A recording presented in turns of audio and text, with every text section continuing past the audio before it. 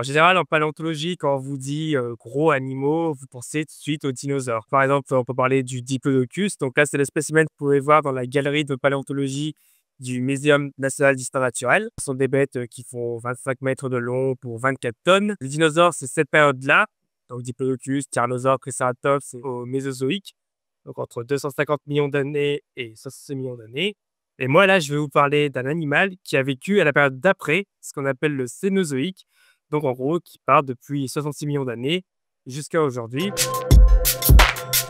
C'est un mammifère. Si on regarde un peu la diversité actuelle des mammifères, si on prend les plus gros mammifères terrestres qui existent, on va aller sur du rhinocéros, les éléphants, la girafe, le Paraceratherium. Le voici. On est sur un gabarit, voilà, par rapport aux mammifères actuels, les plus gros mammifères terrestres actuels, et voilà, il est beaucoup plus grand. La hauteur au garrot, on va dire, donc au niveau des épaules, ça pouvait atteindre 4 mètres 80, voire 5 mètres de haut, pour une longueur entre 7 et 8 mètres, et un poids compris entre 15 et 20 tonnes, voire 30 tonnes pour les plus gros individus. C'est pas vraiment une estimation, parce que comme vous voyez, on a des squelettes plutôt complets, donc sa taille, on la connaît très bien. On l'a retrouvé au Pakistan, en Chine et dans les Balkans, en Eurasie. L'animal avec lequel il n'a rien de parenté, c'est le rhinocéros. Et c'est vrai que quand on voit le Paraceratherium et un rhinocéros, bon, le lien de parenté saute pas vraiment aux yeux. Notamment, surtout, il n'y a pas du tout de cornes, par exemple, chez le Paraceratherium. Mais pourtant, s'ils appartiennent bien à la même superfamille qu'on appelle donc les rhinocérotoïdes, donc la superfamille des rhinocéros. Le lien de parenté, il a plus été établi grâce aux dents. Il y a une structure un peu particulière, des crêtes qui sont vraiment identifiables et qui permettent vraiment de faire ce lien de parenté. C'est un cousin disparu, beaucoup plus gros, des rhinocéros. Il avait le même régime alimentaire que le rhinocéros actuel, donc c'est-à-dire que c'était un végétarien.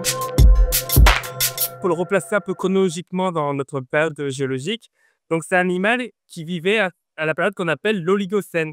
Donc c'était cette période-là, donc entre 34 et 23 millions d'années. Donc on est bien après la disparition des dinosaures, mais on est bien avant l'apparition des premiers hommes. Les premiers hommes les plus vieux sont datés à 7 millions d'années, donc au Miocène. Donc aucun humain n'a croisé cet animal de son vivant. Pourquoi il a disparu cet animal? Parce que les dinosaures, ce qui les a fait disparaître, c'est une catastrophe naturelle, type un météorite qui est tombé sur la Terre. Lui, ce qui l'a fait disparaître, c'est quelque chose que nous connaissons aussi actuellement.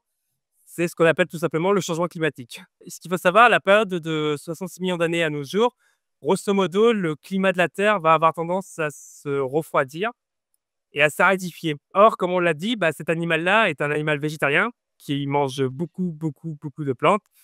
Et quand le climat s'aridifie, il y a moins de végétation de type arbre, on a plus une végétation de type savane ou herbe.